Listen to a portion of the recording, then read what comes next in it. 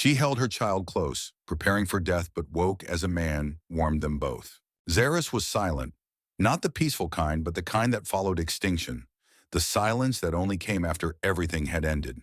The winds screamed like they remembered the war.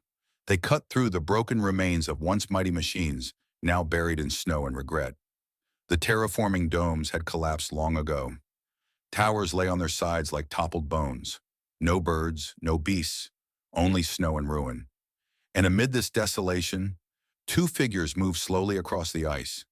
Lira Eloth pulled her cloak tighter around her shoulders, shielding the small body curled against her chest. Her steps were heavy, not from weakness, but from the sharp wind that clawed at her armor, with every gust. The cold had a bite even an Azura warrior couldn't ignore. Kael stirred in her arms, his small face pressed into her scarf. His breath was shallow, trembling. "We're almost there," she murmured into his ear, though she didn't know where there was. "Just a little longer." Kael blinked up at her, his lips slightly blue. "Mama." The sky sounds angry. Lira looked up at the roiling storm clouds. She smiled faintly, though her eyes didn't. "It always sounds that way here," she said. "Xaerus doesn't know how to whisper." Kael didn't answer. He just pressed himself closer to her. She could feel how light he'd become. Too light. The wind howled louder, mocking them. They reached a small ridge and paused. Lira scanned the horizon, her eyes narrowing. Nothing. No light, no shelter. Only white winds, the color of loss. "Are you angry too?" Mama Kael asked suddenly, his voice thin. Lira blinked, taken aback. "What? No, why would you think that your hands... They feel like they're shaking." She lowered her head, brushing his black hair back from his forehead. It was sticky with frost clumped in frozen strands. Her heart ached. "I'm not angry," she said quietly. "I'm scared." Kael didn't flinch. He just looked at her deeply, as if trying to understand something beyond his years. "Then I'll be brave for both of us." Lira swallowed hard. For a moment she forgot the storm. "You already are," she whispered. They started walking again. Each step was a protest. The snow beneath them tried to drag them down like quicksand. Her boots were numb, her fingers too, but she held Kael tighter. "I miss the blue trees," Kael mumbled. Lira gave a small laugh, bitter and warm at once. "You remember the Shimmerwood groves?" He nodded. "They looked like the stars were growing out of the ground." They did, back when Xaerus still dreamed. He turned his head slightly. "Why did it stop dreaming?" Lira hesitated. "Because too many people tried to make it what it wasn't. They wanted it to be something easy, something they could control. And I wanted it to be free." Kael didn't reply, but his tiny fingers tightened around the fabric of her coat. They crested another ridge, and the wind struck them harder than before. Lira stumbled slightly. She caught herself, but the tremble in her legs told her she didn't have much time left. Kael looked up suddenly. "Mama, there's a light." She stopped cold. "What I saw it," he insisted, pointing. It blinked. Lira turned toward the direction he indicated. Snow whipped across her vision. Her eyes burned from the cold, but yes, a flicker. Small, faint, but real. It disappeared a second later. "Could be a reflection," she said, cautious. Kael shook his head. It felt warm. She hesitated. Her warrior instinct screamed not to trust it. Too many traps in the old wars had started with faint lights. But Kael was trembling in her arms. He needed something more than survival. He needed hope. "All right," she said, adjusting her grip on him. "We'll follow it." Kael closed his eyes against her chest, and for the first time in hours, his body relaxed just a little. As they trudged toward the uncertain light, Lira whispered softly into the storm, "Don't let this be another grave." The snow hadn't let up. For every step Lira took, the wind seemed to push back harder, as if Xaerus itself was testing her resolve. The faint light Kael had seen was gone, now swallowed by the shifting storm. Still, she pressed forward. Kael stirred in her arms, his voice muffled by her scarf. "Was it really there?" "I don't know," Lira admitted, breath misting in the cold. "But we're going to find out." Silence hung between them for a while, save for the wind's screech and the crunch of ice beneath her boots. "Are we the only ones left?" Mama Kael asked. She hesitated. "No." He looked up at her, eyes wide. "You believe that?" She nodded firmly, though her chest tightened. "I have to. The ruins of what once might have been a pteropod came into view, half-buried metal ribs rising from the snow like the bones of a giant. Lyra ducked behind it to shield them from the wind, adjusting Kael's position in her arms. Her muscles screamed. "We'll rest here," she whispered. Kael nodded, his face pressed against her. "My fingers feel like ice cubes." "I know. We'll warm up in a minute." She took his small hands and blew warm breath onto them again and again. "Do you think the light is still there?" he asked after a while. Lyra paused, then looked to the horizon. "I hope so." A few minutes passed. Then something shifted. A soft click. A pulse. Mechanical, subtle, but wrong for a natural soundscape. She froze. Kael felt it too. "Mama? What was that? I don't know." "Stay quiet." Lyra crouched low, wrapping her cloak tighter around them both. Her warrior instincts kicked in. The sound had come from the east, just beyond the ridge. She scanned the white void, and then a figure emerged. It moved slowly, deliberately, clad in thick survival gear helmet gleaming with frost. Its silhouette didn't match anything she recognized. It wasn't Xaerus, not a Zuran, not any scavenger guild she knew. Her hand slipped toward the blade hidden beneath her coat. The figure raised a hand, not in threat, in greeting. Lyra's eyes narrowed. The figure stepped closer and with a hiss of hydraulics removed his helmet. Human. Lyra stiffened. She hadn't seen a Terran face in years. The man's breath fogged as he smiled gently. "Hey, didn't mean to scare you." Kael blinked. "Mom, is he?" One of us. Lyra didn't answer. She stood, keeping Kael close. Her voice was sharp. "Who are you?" The man nodded respectfully. "Joran, from Earth." Lyra's brows furrowed. "Earth? There are no Terran routes left to Xaerus. I made my own." Silence. Lyra's grip on Kael didn't ease. Why? Joran looked at her, then at Kael. "I was looking for someone." She took a step back instinctively. "And what makes you think we need help?" "You're not dead," he said simply, "which means you're worth helping." Lyra's eyes narrowed. "That's not an answer." He smiled faintly. "I saw your signal." "Well, not yours. His." He nodded toward Kael. Kael shrank behind his mother slightly. "What do you mean?" Lyra asked, voice steel. "There was a spike in residual subcore energy last night. A pattern. Not natural, not mechanical. It came from him." Lyra's heart pounded. Joran lowered his voice. "I've seen power like that before. People would kill to possess it." She stiffened. "If you're one of them, I'm not," he cut in. "I left that life a long time ago." Kael peeked around Lyra's side. "Are you cold?" Joran blinked at the question, then chuckled. "A bit, yeah." The child nodded solemnly. "You can sit with us if you want." Lyra gave her son a sharp glance, then softened. Joran approached cautiously, kneeling a few feet away. "I've got a portable shelter set up. It's not far. Safe. Warm. If you want, I can take you there." "Why help us?" Lyra asked again. He looked up. "Because that boy isn't ordinary, and neither are you. And if you're still alive on this planet, maybe you're part of what comes next." Lyra stared at him for a long moment as snow danced between them. "We've been alone a long time," she said quietly. Joran nodded. "Not anymore." Kael looked up. "Mama, can we trust him?" She didn't answer immediately. She studied Joran's eyes, not just the surface calm, but what lay beneath. He was worn, battle-scarred, not young but not broken. Finally, she gave a small nod. "For now." Joran exhaled with relief. "I'll lead the way." As they walked through the storm, Kael looked up at Lyra and whispered, "He feels warm inside." Lyra smiled faintly. "Maybe that's what we need." And somewhere buried beneath ice and war, Xaerus stirred because something had changed. Not the storm, not the sky, but them. The wind had softened, but the silence that followed was no comfort. It was the kind of silence that came after a scream. They found shelter beneath the jagged remnants of a fractured dome. It leaned at an angle, half swallowed by the snow, but it held barely. Inside, it was cramped and smelled like rust and old circuitry, but to Lyra it felt like a palace. Joran pulled off his gloves and rubbed his hands together. Better than freezing in the open. Lyra glanced around warily.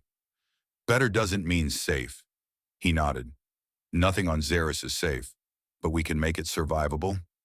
Kael sat between them, wrapped in the thermal blanket Yoren had given him. His eyes were heavy with exhaustion, but he watched them closely, listening. "Did you build this place?" Kael asked. "Not really," Yoren said, smiling gently. "I found it, patched it up, like finding an old memory and asking it to work one more time." Lira looked down at Kael. "Rest. We'll need to move again soon." "But I'm not sleepy," Kael muttered, then immediately yawned. Yoren chuckled.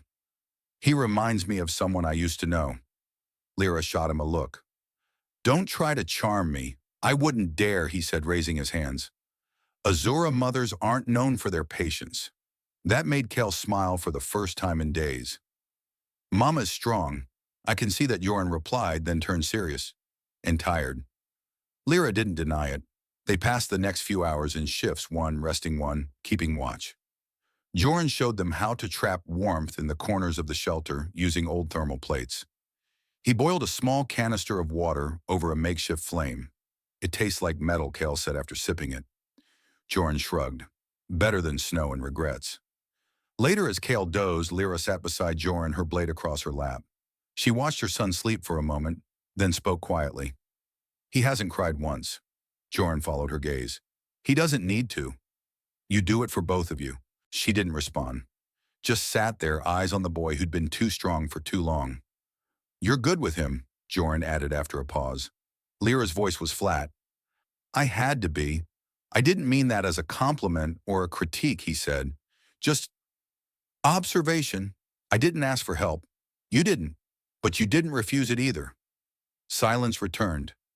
Outside, the storm rumbled again in the distance, not close, but a reminder that it hadn't forgotten them. The next morning, Yoren led them to a different part of the valley. He'd found an old crash site scattered with debris. From it, they salvaged metal plates, synthetic cloth, and broken lensing arrays. They worked side by side, patching together a sturdier shelter. Lira hammered a panel into place. "You've done this before." "Yeah," Yoren said. "Survival makes a quick teacher, especially when no one's coming to save you." She looked at him. "So why help us?" He wiped his brow. "Because no one came for me. I swore if I ever made it out, I'd be the one who showed up next time." Lira studied him. Noble or guilty, maybe both.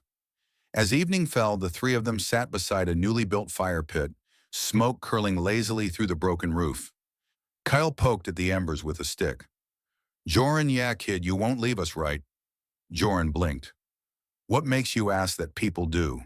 They always leave." Lira tensed but didn't speak. Yoren leaned forward. "I've left a lot of things in my life, Kael, but not this, not now. I promise you that." Kael looked at his mother. "Do you believe him?" Lira didn't answer immediately. Her eyes met Yoren's, searching, testing, measuring. Finally, she said softly, "I want to." That night, sleep came easier. But Xaerus had other plans. The next day, while gathering supplies near an ancient outpost ruin, they were ambushed by a group of wild creatures, furred beasts with eyes like frozen glass, and claws shaped like ice picks. "They're called Vegrim," Yoren muttered, drawing his knife. "Fast, stupid, and hungry." One leapt from behind a broken wall. "Kael, down," Lira shouted, shoving her son behind her. Yoren moved fast, slashing at the beast, but a second one lunged from the side and tackled him. They hit the ground hard, snow erupting around them. Lira spun blade, flashing in an arc that severed the second creature's shoulder. It screeched and retreated. She dropped to her knees beside Yoren. Blood stained his coat. "Damn thing got a good hit," he muttered, coughing. "But not good enough. Can you walk? Can you carry me?" "Not a chance." "Then yes, I can walk." Kael ran over, eyes wide. "Is he going to be okay?" Lira nodded, tearing a strip of cloth to wrap Yoren's wound. "He'll be fine." Yoren winced. "Define fine. Not dead. I like that definition." That night, as they rested again by the fire, Kael leaned against Yoren's side. "You saved us," the boy said. Yoren looked down, surprised. "Nah, we saved each other." Kael yawned. "I like that better." Lira watched them both, her son finally asleep, curled against the chest of a man she still didn't fully trust, but no longer feared. Xaerus was still a graveyard, but the three of them, they were beginning to feel alive again, and that for now was enough. Morning came slow, filtered through clouds like a memory long forgotten. The snow had calmed, but the cold remained. The kind of cold that seeped into bone and soul, whispering doubts to anyone who dared to hope. Kael was quiet, too quiet. Lira noticed it the moment she stirred from her light sleep. He sat just beyond the fire pit, his knees tucked against his chest, staring at the horizon, as if he were waiting for something. Kael, she called softly. He didn't turn. It feels, different today. Lira rose, grabbing her coat and crossing to him. What does the ground? He said, his voice barely a whisper. It's humming. She crouched beside him, brushing frost from his shoulders.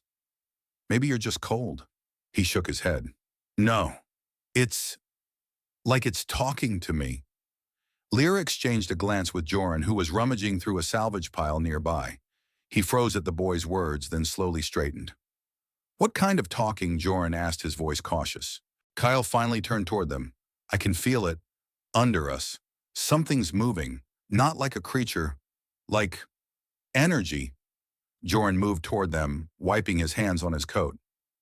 We need to pay attention to that. Very closely. Lira frowned. You said before his signal the energy spike? Yeah. Joran nodded grimly. This might be part of that. Kael stood barefoot in the snow, but seemingly unbothered. It's pulling me. Pulling you where? Lira asked, stepping closer. He pointed toward a small ridge in the distance. Nothing special about it at first glance. Just more snow. More ruin. But Lira felt it too now. A subtle vibration in the soles of her boots. A pressure in the air, like something below was breathing. Stay here, she said instinctively, reaching for her blade. Kael didn't move. He walked forward. Kael, Lira called, heart racing. Stop. But the boy's steps were steady. His eyes glazed not with fear, but with focus, as if something far older and deeper than childhood was calling to him. Joran stepped beside Lira. We follow him, but carefully. They moved as one, tracking the small figure toward the ridge. Kael knelt near a half-buried outcrop of crystal stone, placed his palm against the frozen ground, and everything changed. A pulse rippled outward from his hand. The snow trembled. Tiny flakes lifted into the air, as if drawn upward by unseen threads. Lira's breath caught. Kael, what are you doing? She whispered. He didn't answer. His hand remained on the ground, and a soft glow began to bloom beneath his fingers, faint but unmistakable. Joran's face paled.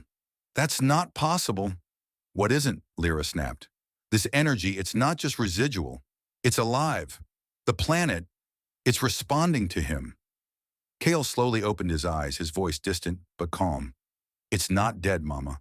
It's waiting. Lira knelt beside him, gripped his shoulders. Kael, listen to me. You have to stop. He blinked as if waking from a dream, the glow fading. I didn't mean to, he said quietly. It just happened. Joran stepped forward, crouching beside them. It didn't hurt. Kael shook his head. It felt warm, like something that remembered me. Joran exhaled slowly. Lira, this isn't just latent energy. This is a direct response. Like a key turning in a lock. Lira's grip on her son tightened. What does that mean? Joran hesitated, then met her gaze. It means he might be able to control it. Not just sense it, use it. Kael looked between them. Did I do something bad? Lira knelt lower, cupping his face. No, baby, no. You didn't do anything wrong, but it scared you. Yes, she admitted. Because I don't understand it. Because I don't want anything to take you away from me. Kael wrapped his arms around her neck. I don't want to go anywhere. Joran gave them space for a moment before speaking again. There's something else, he said quietly. If Kael can connect to Xaerus, others might know that too. These energy surges, someone else could have seen them. Lira turned sharply. You mean we've been broadcasting potentially? Through resonance, not standard signals? But still, enough for trackers to notice. Lira's heart clenched. Then we're not just surviving anymore. We're being hunted. Joran nodded grimly. We need to move. Farther out, somewhere off pattern. Can he suppress it? She asked. I don't know. I don't even know how he triggered it. They turned to Kael again. The boy was silent, his gaze on the snow as if trying to hear something beneath it. I can try, he said finally, but it's hard. Lyra kissed the top of his head. Just be my boy, Kael. That's all I need. Jorn's voice came low and serious. And I'll be the one who watches the shadows. Lyra nodded. Then we move. Now. As they gathered what little they had, Kael stood still one last time, eyes on the ridge. I think Xaerus is still dreaming, he murmured. And then he turned to follow his mother and the only man she dared to trust. The snow began to fall again. But this time, the wind whispered not of endings, but of something waking. They didn't sleep that night. The fire burned low, crackling softly inside the shelter they'd reinforced just days ago. Lyra sat near the entrance, eyes fixed on the empty dark outside. Her blade rested across her lap, fingers tense. Her breath was steady, but her thoughts were not. Jorn stood beside her, watching the wind twist outside the cracks in the walls. He was quieter than usual. They know, he said finally, voice low. Lyra didn't move. You're sure? He gave a slow nod. I saw the sky shimmer earlier. A distortion. Not natural. Not the weather. Drones, more likely a long-range scanner. Someone is triangulating the energy Kael released. Lyra clenched her jaw. Damn it. Behind them, Kael was sleeping, curled into the corner, his small hand gripping the thermal blanket like it was armor. A soft sound escaped him, half dream, half memory. I promised him safety, Lyra whispered. And now we've lit a beacon for every scavenger and syndicate in the quadrant. Jorn crossed his arms. They're not just scavengers, Lyra. I think we're dealing with organized interest, military level. Political. Who? Her voice was a blade now. Who's hunting my son? Jorn hesitated. There's a name I've heard in whispers. Traitors who don't just traffic in energy, but in the beings who generate it. One in particular goes by the Collector. He doesn't care about morality, just power. And Kael is a power source to him, she finished, voice ice. I've seen what happens when people like that find children like Kael, Jorn said quietly. They don't survive, at least not as themselves. Lyra stood, moving to Kael. She knelt beside him, brushing his dark hair back gently. Her hands trembled slightly.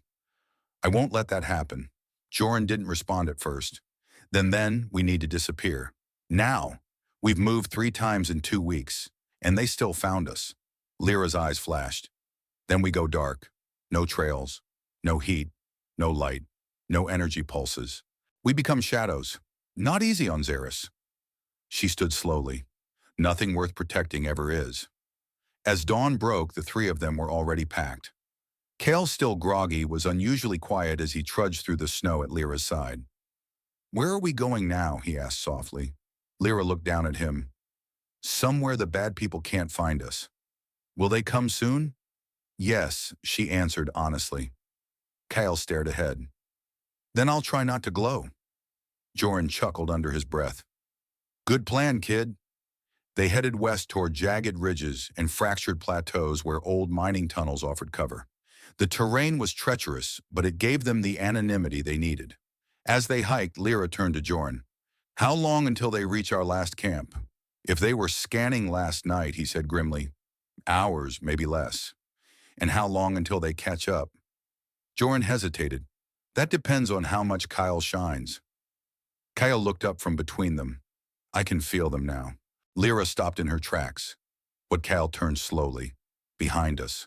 Far away but moving fast. Like shadows made of fire. Jorn pulled out his scanner. It flickered with static, but faint signatures were forming. He didn't need to confirm it aloud. They're coming, he said. Lyra grabbed Kael's hand, her voice steel. Then we moved faster. They climbed down a ravine, hiding their tracks as best they could. The sky above pulsed with dull copper light. Xaerus' strange sun filtered through ash and ice. I have a question, Kael said as they walked. Now's not the time, Lyra replied, her breath ragged. It's important. She glanced down. All right, what is it if they take me? If I glow too much and they find us? What happens? Lyra stopped cold.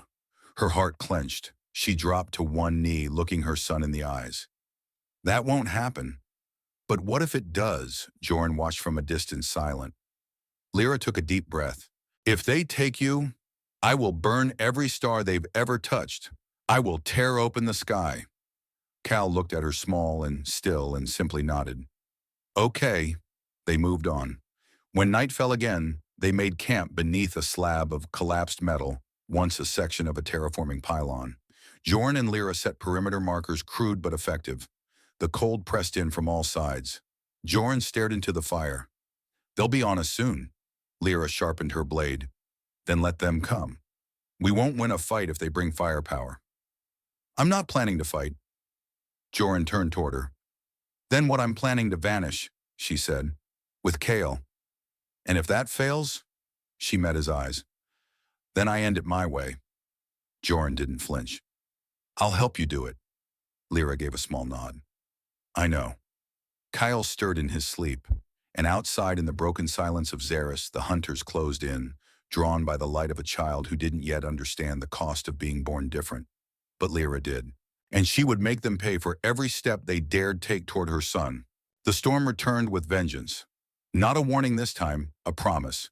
Snow whipped across the landscape like a beast unleashed the wind, howling with cold fury as if Xaerus itself were mourning what it knew was coming. Lira kept Kael pressed close against her chest, one hand gripping her blade the other, anchoring his small form beneath her cloak. Behind them, the wind didn't sound like wind anymore. It sounded like footsteps. They're close, Jorn said, voice tight. He'd taken the lead again, scanning the terrain for any sign of escape. The tracker on his wrist glitched and flickered, jammed. They're jamming signals, he muttered. It's a sweep. Precision. Lira spat into the snow. They're hurting us. Kael looked up, his voice small but steady. They know I'm here, don't they? Jorn slowed and glanced back. Yeah, kid. They do. Lira's voice was calm, but underneath it, rage. You didn't do anything wrong. Never forget that. But I glowed, Kael whispered. I think they felt it. You lit up, Hope, Jorn replied, turning. That scares people more than weapons. The wind pushed harder, visibility shrinking. The ruins around them grew denser, crumbling pylons, half-sunken mining cores, jagged spires of failed terraforming attempts. Xaerus was littered with the corpses of ambition. They weaved between them, climbing over fractured stone, ducking beneath twisted metal. Kael stumbled once Lira caught him mid-fall. Easy, she said. You okay? He nodded. Just tired. We'll rest when we're safe. Are we ever really safe, he asked. Lira didn't answer, because the truth was no. Jorn called from ahead. Found a tunnel, cracked foundation. Might give us a few hours if they're sweeping blind. They ducked inside a narrow gap between collapsed support beams. The space inside was tight, too tight. Lira hated it immediately. No maneuverability. Only one exit. But the cold and the pursuers gave no choice. Kael sat down on a chunk of metal, pulling his knees up. I feel them, he said after a minute. Like pressure in my head. Lira turned. Can you block it out? He shook his head. It's like they're reaching for me. Jorn crouched beside him, then reached back. Kael blinked. What? Don't let them dig in. Push out. Control the signal. Imagine your thoughts are walls, not windows. Kael closed his eyes. His brow furrowed. The air grew still. Then he gasped. I saw one of them, he whispered. Not a person. A machine. Wrapped in armor, but something inside was wrong. Lira knelt down. How wrong, Kael's voice trembled. Empty, like it wasn't alive. Just hungry, Jorn muttered under his breath. Synthetic husks, remote soldiers. They don't talk, they don't sleep, and they don't stop. They're getting closer, Kael said suddenly. Right now. Outside, the wind paused. Just a second. Then crack. A soft snap of movement. Snow displacing. Too deliberate. Lira's hand shot to her weapon. Jorn, I hear it.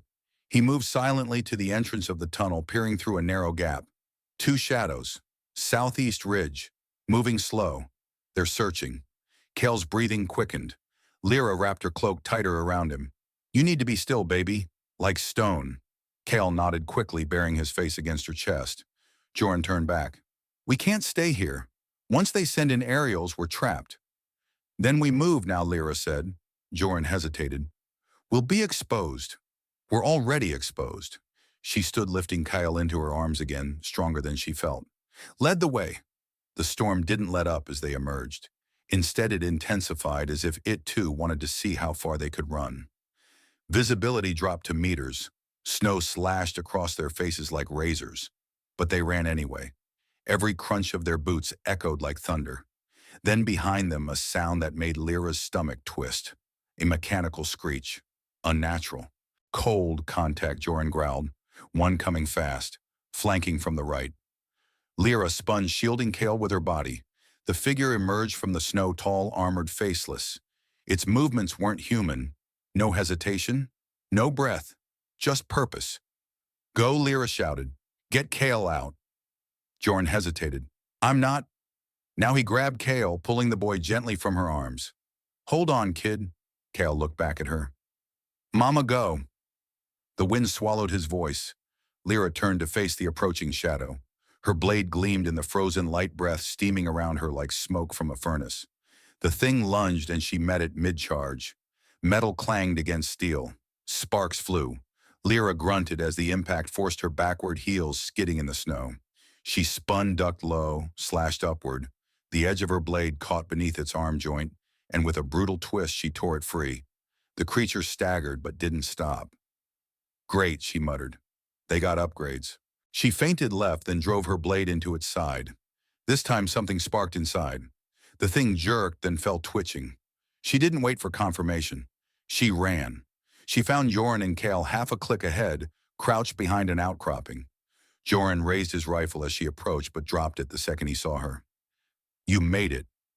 Of course I did, she panted. I'm not done yet. Kael launched forward into her arms. I was scared you weren't coming. I'll always come, she whispered, kissing the top of his head. Always. Joran nodded toward the distance. We need to move. More will be tracking that fight. They already are. Lira turned back once, just once. The horizon behind them glowed faintly now, a dull red shimmer in the snow. More were coming, but so were they, and Lira wasn't afraid. Not anymore. They didn't run far this time. Not because they couldn't, but because something in the land itself told them to stop. They had reached a secluded valley nestled between fractured glacier walls and twisted metal spires, remnants of some ancient mining facility. The snow here was thinner, the wind is quieter, and the earth was humming again. Kael was the first to speak. We're here. Joran raised an eyebrow. You've said that before. No, Kael replied, stepping away from Lyra's side. This time, it's different. Lira was already tense, her eyes scanning the ridges. What do you feel? Kael turned in a slow circle. It's like the planet is waiting. Joran exchanged a glance with Lira, then dropped his pack beside a rusted-out drill housing. We'll shelter here. The cliffs make aerial tracking harder. I'll start setting proximity wires. Be quick, Lira said, her voice low. I don't like how still it is. Joran got to work. Meanwhile, Kael knelt in the center of the open space. His hand brushed the ice-dusted ground. He winced. Are you okay? Lira asked immediately. Kael nodded. It's not painful. It's like when you press your ear to something and hear something deep inside. Not words, but feelings. She crouched beside him. Can you describe it? Kael looked up at her, eyes glowing faintly now, soft like moonlight. It wants to wake up. Lira stiffened. What does the planet? Joran returned, eyes dark. Then we found the core zone. Lira stood slowly. Explain. There were rumors, Joran said, wiping snow from his gloves. Before Xaerus fell, some scientists believed the planet had a reactive energy layer under its crust. Not just mineral, biological, some kind of self-regulating field. Adaptive, sentient maybe. Lira stared. You're saying this planet is alive? I'm saying I might be aware, and your son seems to be the first one it's ever responded to. Kael stood walking toward a circle of stone at the center of the clearing. It's scary, Joran blinked. Scared, lonely. Kael corrected himself.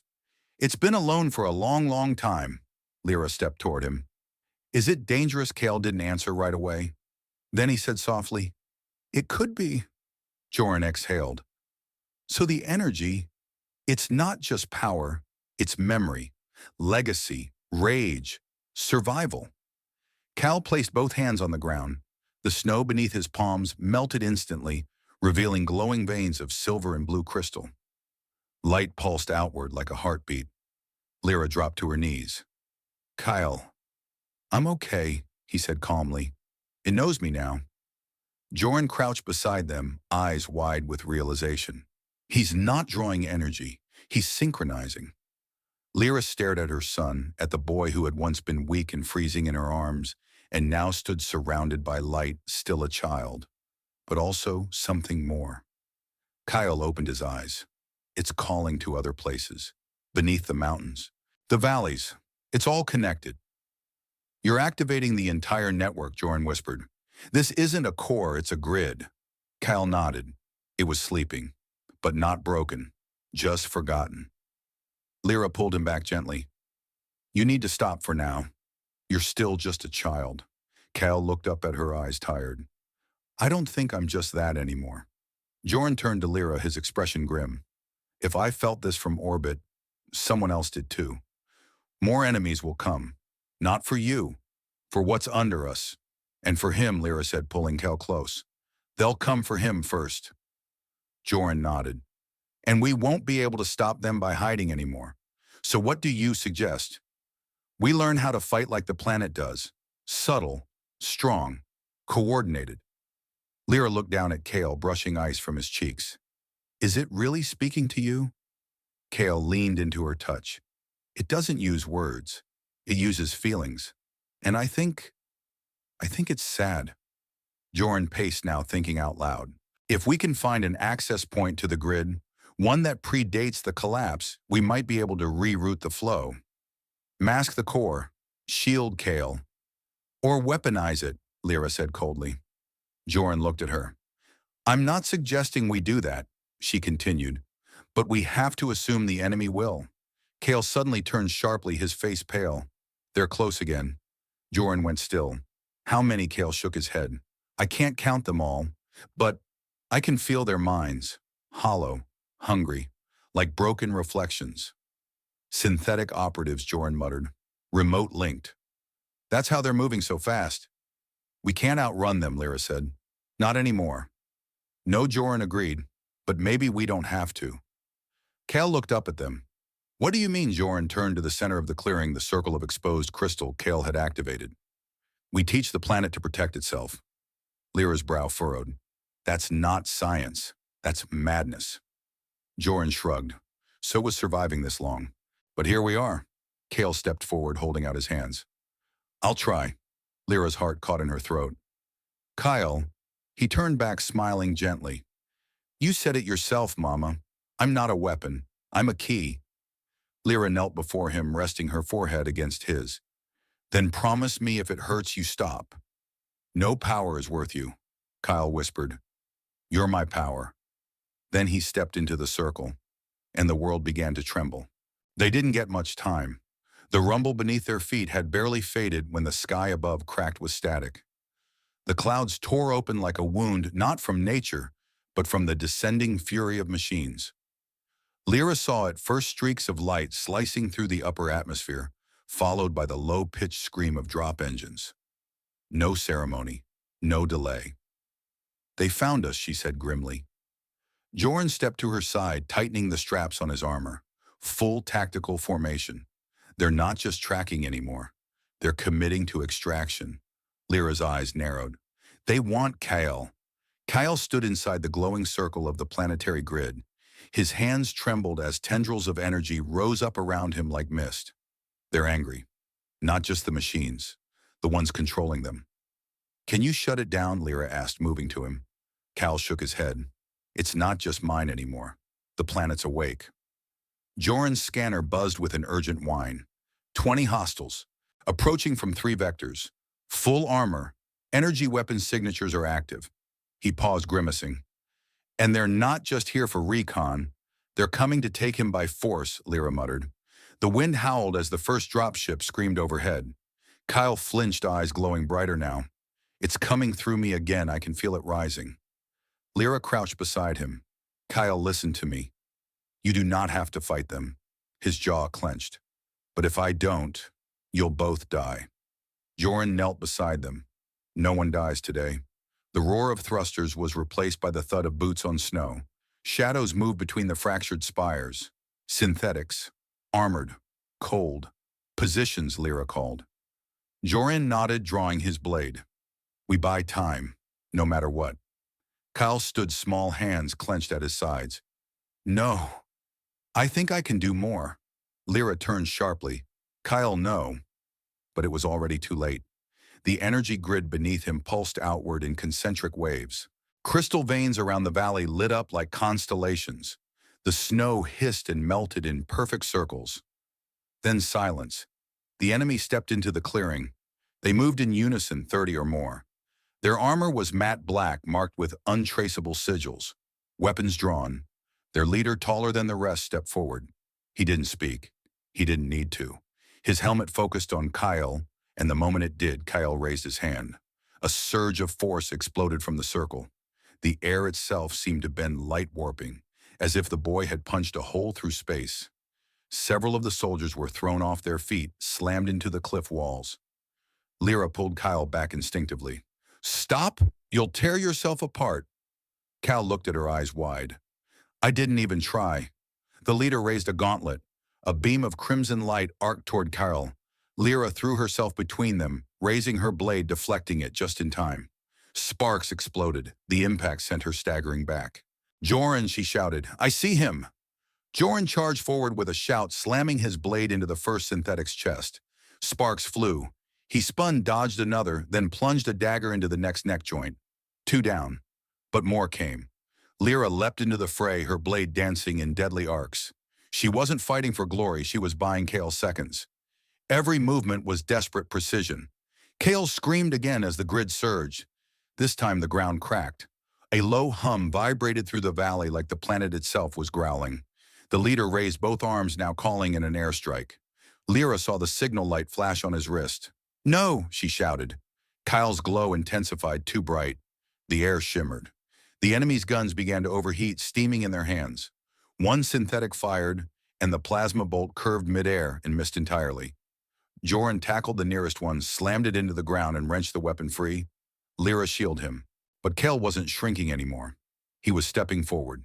The boy's voice echoed now, layered, part something else. You don't belong here. The enemy frozen. The leader's visor flared with red light, but he didn't retreat. Kael lifted both hands and the ground split open. A geyser of energy surged upward, tossing half the squad into the air like leaves. Snow boiled into mist. A pulse wave radiated out, and the very mountain ridge above them began to groan. Kael, Lira called, pushing through the shockwave. You have to stop, but Kael didn't answer. His eyes were glowing white now, not just bright blinding. The grid had fully linked with him, and it was fighting back. The leader raised his arm again, but this time his armor cracked. The power coursing through the valley wasn't just raw, it was personal. It had direction, memory, rage. The collector's champion staggered, then fell to one knee. Kael looked down at him. You stole from everyone, he said softly. Now Xaerus is taking it back. A final surge of light flared, and the enemy was thrown backward, his armor shorting his command link shattered. The remaining soldiers hesitated, and then they ran. The battle was over. Lira rushed to Kael as he dropped to his knees. I'm okay, he whispered. Just tired. Joran caught his breath beside her. That wasn't energy. No, Lira agreed. That was will. Kael looked up at them both. Did we win? Lira nodded. This battle, yes. Kael smiled, barely conscious. Then maybe... Xaerus believes in us. He collapsed into her arms, still breathing, still glowing faintly. And somewhere in the valley beneath the broken earth, the grid pulsed steady, strong, alive. The wind had changed. It no longer howled with hostility. It sang, soft and low like a lullaby whispered through the valleys of Xaerus. As if the planet, still humming with buried energy, was offering a rare moment of peace. Kael slept curled beside the base of the cracked energy node. His breathing had steadied, though faint pulses of light still glowed beneath his skin, signs that the connection had not broken, only quieted. Lira sat beside him, a hand resting on his shoulder, unwilling to let go even for a second. Joran kept watch from a ridge rifle across his knees. The snow had stopped falling. The sky was clear, too clear. He broke the silence first. That wasn't just defense. Lira didn't look up. No, it was retaliation. He pushed back, more than even the grid expected. She nodded, and it pushed him. Joran stood pacing the edge of the clearing. This place was never dormant. It was sealed. Whatever project buried this planetary core, it wasn't incomplete. It was quarantined. Lyra's voice turned sharp. You think Kael unleashed something dangerous? Joran didn't answer immediately. Then I think we have no idea what we're standing on. Kael stirred slightly, murmuring in his sleep. Lira brushed a strand of hair from his face. He's just a child, and he's now the most dangerous node of resonance this side of the rift. Lira looked up. He didn't ask for this. No, Joran said quietly, but neither did the world. There was a long pause. Then Kael's eyes fluttered open. Did I hurt anyone? His voice was small, fragile. Lira smiled gently. You protected us. That's all that matters. Kael blinked slowly, sitting up. I saw things when I connected. Not just places. Memories. Joran turned interested now. Memories from the grid. Kael nodded. Voices, faces, people running, crying, a woman screaming as the mines collapsed. Soldiers in white coats locking doors with codes and saying they were sorry. Lyra's brow furrowed. Sorry for what Kael's hands clenched in his lap, for leaving it behind, for making something they didn't understand, and walking away. Joran muttered, gods of metal. They weren't mining this planet. They were trying to contain it. Kael looked up at them. They called it the Hardcore Protocol. The name hung in the air like a curse. Joran took a step back. I've heard of that. Rumors. The last project of the terraforming syndicate before their collapse. Supposedly, they tried to jumpstart ecosystems using emotion-linked neural fields. They wanted worlds that could feel, worlds that could learn. And Xaerus was one of them, Lira whispered. Kael nodded. They didn't shut it down. They just ran away when it started remembering. Joran's voice turned cold, and now it remembers Kael. Silence again. Then Kael spoke, his tone firmer. It doesn't want to hurt anyone. It just doesn't want to be alone anymore. Lira hugged him tightly. Then we make sure it's not. From the ridge, the view stretched out in pale blue. Snow-covered plains pulsed with faint energy veins now, like the planet was slowly waking up from a 1,000-year sleep. Joran joined them, again crouching. There's more coming. Not today, maybe not tomorrow. But you don't light up a network like that and go unnoticed. I know, Kael said, but we won't run. Lira placed a hand on his back. You're brave. He looked at her. I'm not. I'm just tired of being afraid. Joran chuckled dryly. Welcome to survival. Suddenly, Kael frowned, eyes distant again. Something's different. What is it? Lira asked. He stood slowly, walking toward the edge of the clearing. I don't think the energy is just waking up here, he said. I think it's spreading. Lira and Joran exchanged a look, then followed him. Far on the horizon, faint glimmers sparked in the snow, other nodes lighting up one by one. Joran's voice dropped to a whisper. The entire grid. Kael nodded. It remembers everything. And now that I've touched it, it knows I'm here. Lira rested a hand on her weapon. So what happens now? Kael turned to face them, the boy who had glowed with ancient light faced down armored monsters and stood between the past and whatever future waited. He gave the smallest, saddest smile. We teach it not to be afraid. The wind picked up again, not with hostility, but with purpose. The snow didn't fall this time. It shimmered, catching faint pulses of golden light that rippled through the canyon like echoes of a forgotten heartbeat. Beneath their feet, the dormant network of Xaerus stirred lines buried for centuries, humming faintly with recognition. They had made their choice. Lira led Kael down the path toward the convergence site, an ancient structure once used by the Hardcore Syndicate. Its stone and metal now cracked with age but still standing. The ground trembled softly with each step they took, as if the planet knew. Joran followed close behind, scanning the area. The readings are off the charts. It's sinking with Kael already. Lira didn't turn. How much time do we have before the grid stabilizes? Hard to say, Joran muttered. If the energy spike attracts any long-range sensors, we'll have company within the hour. Kael walked between them in silence. He didn't look scared, only focused. As they entered the chamber at the base of the spire, he stopped in front of the central column. It was massive. Veins of translucent crystal ran through the structure, its surface flickering with symbols in a language long forgotten. The faint resonance beat through the air like a second pulse beneath the skin. "It's waiting," Kael said quietly. Lira placed a hand on his shoulder. "You don't have to rush. We do this on your terms." He nodded slowly, then turned to Joran. "What happens first?" Joran moved to the control panel, or what was left of it, and pulled out a small device. "We initiate a soft resonance. Just a tether. You link gently, get a feel for the grid. No full integration yet." Kael stepped forward. The column lit up. Lines of golden energy extended from the base of the structure, crawling across the floor like lightning trapped in slow motion. The air changed, denser, warmer, like a presence, pressing gently against their minds. Kael took a breath, then another, and then he placed his hand on the column. Instantly, the room lit up. The structure flared with life, casting golden shadows across the walls. The ground vibrated beneath them. Old conduits deep within the planet's crust blinked online one by one, responding to the new heartbeat. Kael's eyes glazed over, not with pain, but with wonder. "I can see it," he whispered. "See what?" Lira asked, voice tight. "Everything. The fields, the roots, the fractures, the memories." He smiled faintly. "Xaerus remembers the wind before the storms. It remembers children playing near the lakes that no longer exist. It remembers the warmth of suns that don't shine here anymore." Lira reached out. "Kael, come back. Don't go too deep." Kael blinked. His hand trembled. The glow from his body intensified. Joran stepped forward quickly. "Pull back, kid. This is a tether, not a merge." Kael grimaced, then let go of the column.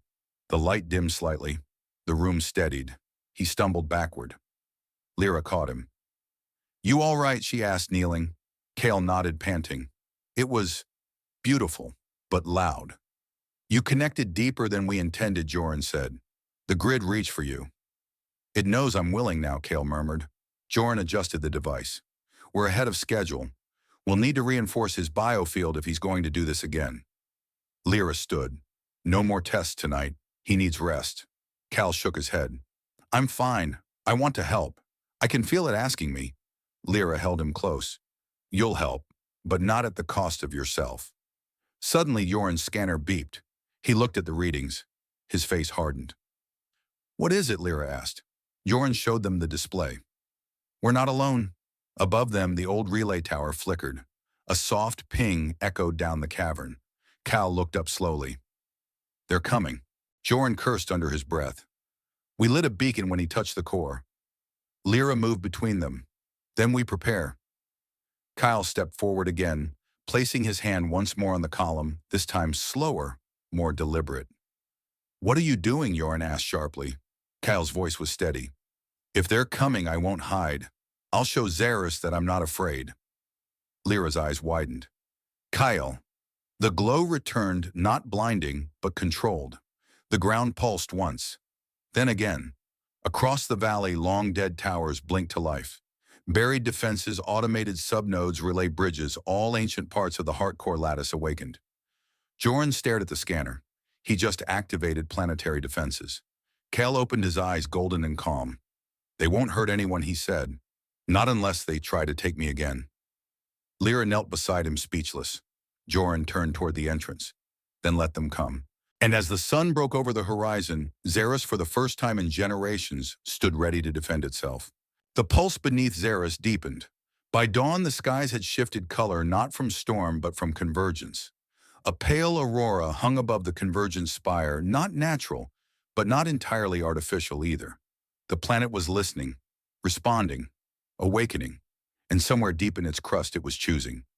Kael sat alone near the edge of the overlook, his legs folded beneath him, hands open on his knees. His breathing had slowed into perfect rhythm, with the energy lines that now pulsed through the ground like veins. He looked peaceful, too peaceful for someone so young. But inside him, the storm raged on. Behind him, Lira paced near the edge of the command platform. She hadn't slept. She couldn't. Not with what was coming. Still nothing on the relay, she asked without turning. Jorn crouched over the old console, replied without looking up. Signal echo at 12 clicks out. Scout drones. Maybe more behind them. How long an hour? 2 if we're lucky. Lira clenched her jaw. From her position, she could see the faint glow around Kael, not just the ambient energy, but something more. A presence. It radiated from him now, not violently, but steadily. A heartbeat that wasn't just his. You should rest, Jorn offered, glancing up at her. She shook her head. Can't. Not until I know he's safe. Jorn didn't argue. Minutes passed. Then Kael spoke, eyes still closed. I can feel them. Lira turned startled. The drones. No, he murmured. Xaerus. All of it. He opened his eyes bright and gold like melted dawnlight. The planet remembers who it used to be. What it lost.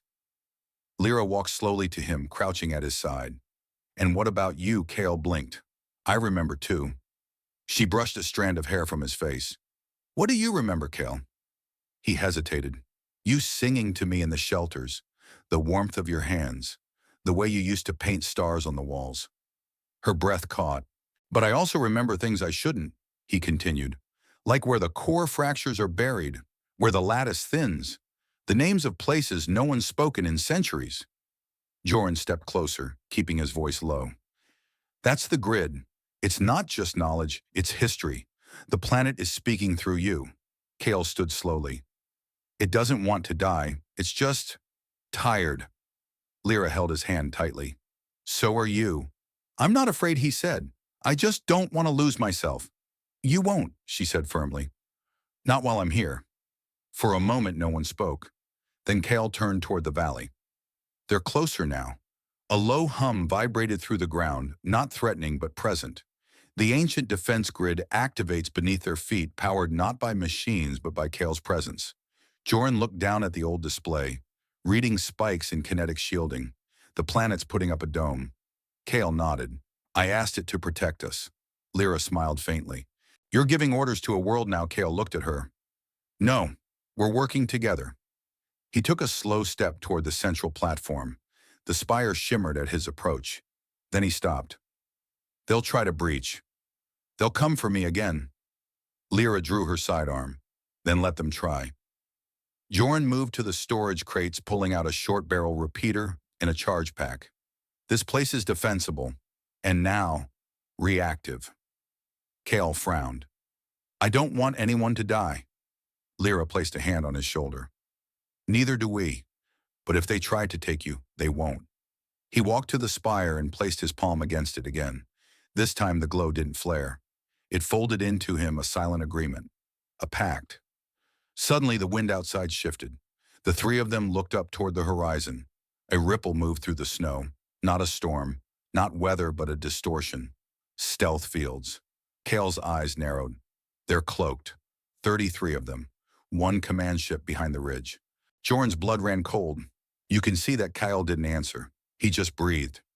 They're not here to talk. They want to strip the lattice. Use it somewhere else. Lira's voice was steel. Over my dead body. Kael turned. No, no one else dies. Jorn raised an eyebrow. You have a plan, kid. Kael looked up toward the rising sun. Yes, he said. I talked to the heart directly. Lira's breath hitched. That could burn you out. Kael smiled softly. Not if it trusts me. Jorn began typing rapidly on his console. If he's right and the heart responds, we could create a perimeter field, something no one's ever breached. But he'll need to be inside it, Lira realized.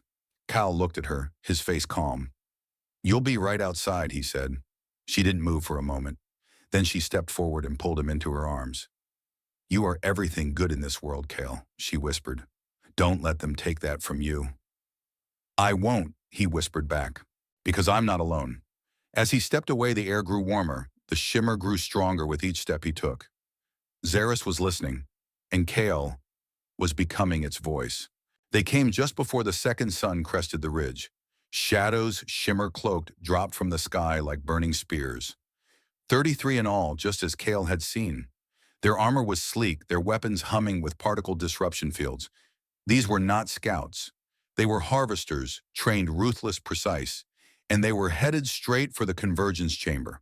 The first impact rocked the outer perimeter. Shock waves rippled through the old structures as the defense grid, now partially awakened, responded with a whine of flickering shields and automated flak bursts. Kael stood inside the spire, eyes closed, body still. The golden lattice pulsed through him, each heartbeat sinking tighter with the planet's core.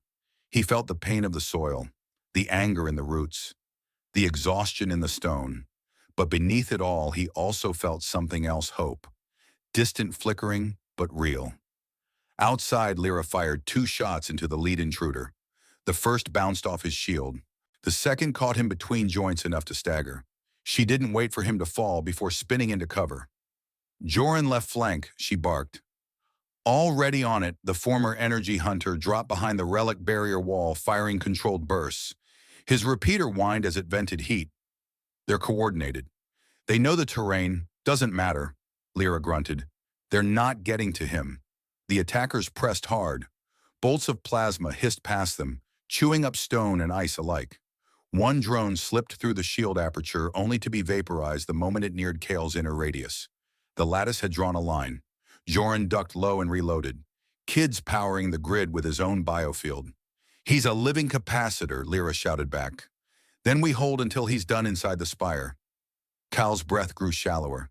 He could feel the draw the planet was leaning on him, now siphoning energy, but not forcefully. It was pleading. He whispered aloud, "What do you want me to be?" And the answer came not in words but in memory. A forest, a lake, a child running barefoot on soil untouched by ash. Xaerus remembered life. It wanted it again. Kael opened his eyes, then take it. Outside, the lattice flared. Massive crystal veins erupted from the canyon walls, crackling with light. The ground surged upward in sudden, jagged arcs, not to harm but to shield. Ancient towers hidden beneath centuries of snow roared back online, firing into the sky like sentinels awakened from slumber. The invaders faltered. Joran whooped. "He's doing it! He's turning the planet back on!" Lira didn't smile. Her eyes stayed locked on the figure moving through the smoke, taller than the others. He wore a command rig. His armor glowed not with energy, but hunger. He wasn't here to fight. He was here to take it. "Eyes on target," she shouted. The commander's breaching the inner ring. Joran raised his rifle. "I've got him!" A blast caught him across the chest, throwing him back. Joran, Lira screamed. Kael's eyes snapped open. "No!" The lattice surged in response to his panic. Light speared upward through the roof of the chamber, flaring across the sky like a beacon. The commander hesitated just for a breath, and that was enough.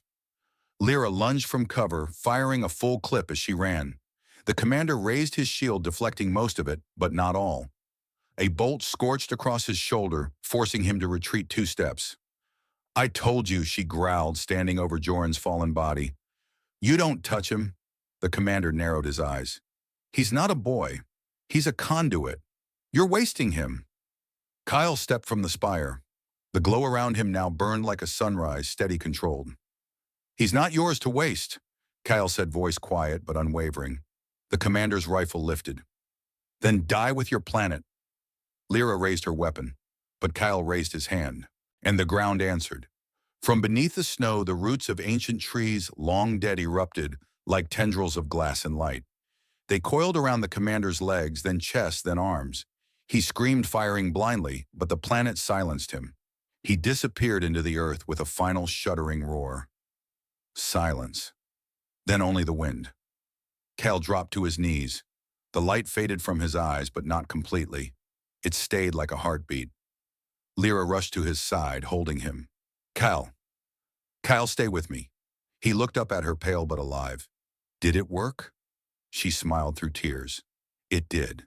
Behind them, Joran groaned. "Next time. You warned me before the planet grows tentacles." Kael laughed softly.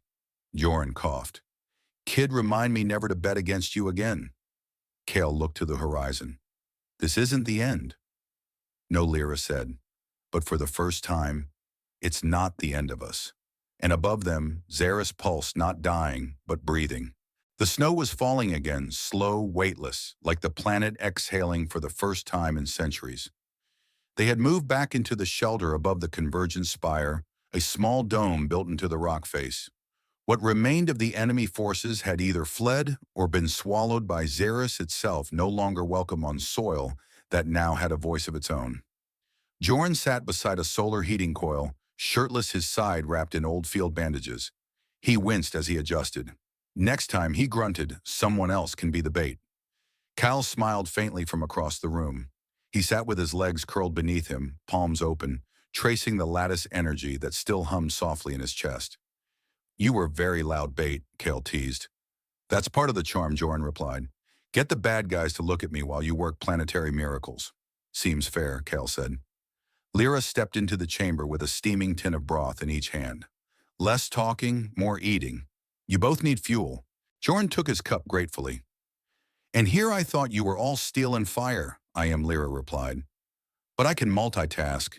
Kael chuckled as she set a cup beside him. He looked up at her with quiet admiration.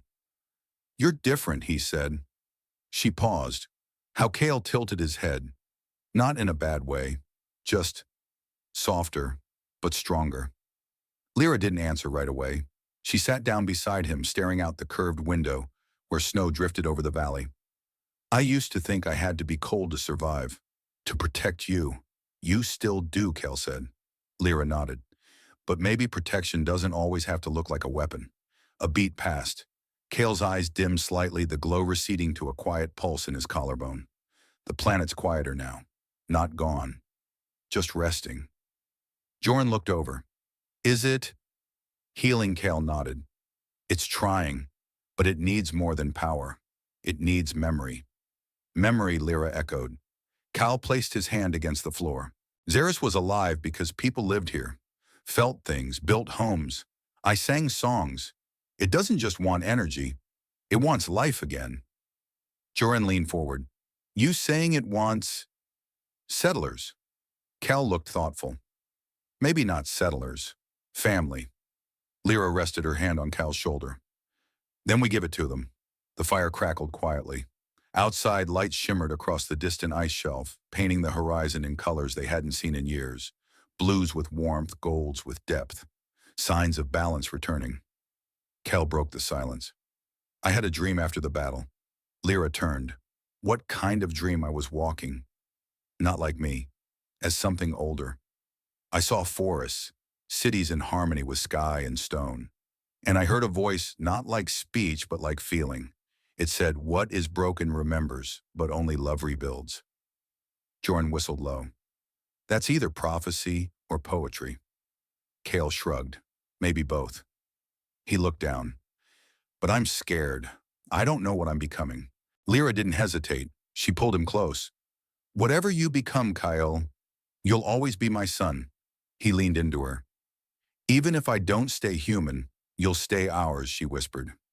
Jorn looked out at the snowy plain, exhaling slowly. So what now? Kael lifted his eyes toward the sky. Now, we invite the others. The others, Jorn asked. Kael smiled. There are more like us, lost, looking, tired of running. Xaerus can be home again, not just for me, but for all of us who've been forgotten. Lira stood and picked up her old comms unit. Then we start calling. Kael nodded. And I'll keep listening.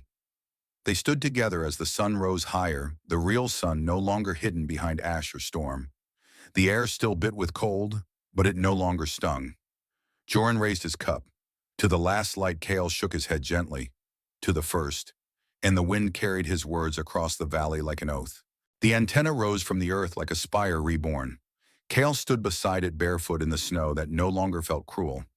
The receiver he had built or awakened really pulsed softly, harmonizing with his breath. It wasn't metal in the usual sense. It grew like something organic, fused with thought. The last remnants of the lattice had shaped it during the night, fed by Kael's will and the sleeping memories of Xaerus. Lira and Jorn approached slowly, boots crunching softly in the fresh frost. Behind them, the valley stirred with faint signs of life, buried roots beginning to thrum with heat, the ice retreating from shallow soil. It was slow. It would always be slow. But it had begun. You're sure about this? Lira asked gently. Kael nodded without looking away. The signal won't just call ships. It will call feelings, memory, those who have nowhere left to go. Jorn adjusted the old rifle slung over his back. So we're opening a door. We're lighting a fire, Kael replied. Jorn chuckled. That too. Lira stepped closer to her son. He was taller now. Not physically, not quite, but in presence. His silhouette had shifted. The lattice glow at his collarbone had softened into something permanent, something part of him. Not a power, a harmony. Kael placed a hand on the receiver node. It flared once silently. Across the stars, satellites, long dormant, stirred. Echoes of Xaerus, its old codes, its name sparked into forgotten channels. Across distant colonies and abandoned outposts, those who once knew this world felt a pulse in their chests, like a name remembered in a dream. A beacon lit. The message was simple: Xaerus breathes. Come home if you remember how. Lira exhaled her shoulders, releasing years of weight. Do you think anyone will come? She asked. Kael turned to her, eyes gentle. They already are. Some just haven't left yet. Jorn raised an eyebrow. That's either mystical or nonsense. Both Kael grinned. They laughed the kind of laugh that only comes after surviving what should have been the end. Lira knelt beside a patch of soil where frost had receded. She removed a small pouch from her coat and poured a handful of tiny seeds into her palm. From the Shimmerwood Grove, she explained. My mother gave them to me before they evacuated. I've carried them all these years, never planted them. Kael knelt beside her. Why not? I didn't believe they'd grow without the old Xaerus. But maybe it's time to trust the new one. Together they pressed the seeds into the soil. The earth didn't tremble, the sky didn't flare, but there was a hush, a stillness like the planet had noticed and chosen to remember. Jorn pulled out a worn data pad recording the moment. First seed planted at 0 hour. Kael stood again, gazing over the ridge where the antenna blinked like a heartbeat. The wind no longer howled. It hummed. I used to be scared, he said, voice soft, that if I let the energy inside me grow, I'd become something else. Something is no longer me. Lira stepped beside him, and now Kael looked to the sky, where a streak of light, a ship, maybe glimmered faintly on the horizon. Now I know. I didn't become something else. I became more of who I was supposed to be. Jorn whistled. Kids got lines. Kael smiled. You helped me find them. The sun broke over the mountain, casting long gold across the snow. The antenna flared one more time. This time the light didn't fade. Lira rested a hand on Kael's shoulder. What happens next? Kael didn't answer right away. He just looked forward. Now, we are building a home. And in that quiet, sacred light, Xaerus, long, silent, long broken, began to dream again. Not of what it had been, but of what it could still become. The last light of Xaerus is a story of quiet resistance, of choosing love over fear, and of rediscovering the power that lies not in destruction, but in renewal. Across 14 sections, we follow Kael, a child marked by resonance, his mother Lira, a warrior tempered by loss, and Jorn, a protector shaped by regret. Together they navigate the ruins of a dying world, not to wage war, but to awaken something long forgotten. Through loss, betrayal, and impossible choices, they discover that survival isn't just about shielding the last spark. It's about finding the courage to let it grow. Kael's transformation from frightened boy to the living conduit of Xaerus is not a tale of power gained, but of identity remembered. He does not become a god. He becomes a voice, one that listens, one that calls. Lyra's journey, too, is not about laying down her weapons, but learning when not to raise them. Her strength becomes not just protection, but nurture, the space where Kael can grow into who he was always meant to be. And Jorn, the tired soldier, learns to believe in a future worth recording, even if he may not live to see it flourish. In the end, Xaerus is not saved by fire or force, but by memory and seed, by voices calling home and hands planting roots. This story ends not with a final battle, but with a quiet beginning, a signal sent, a soil warmed, a future imagined. The light of Xaerus was never meant to be the last. It was always the first.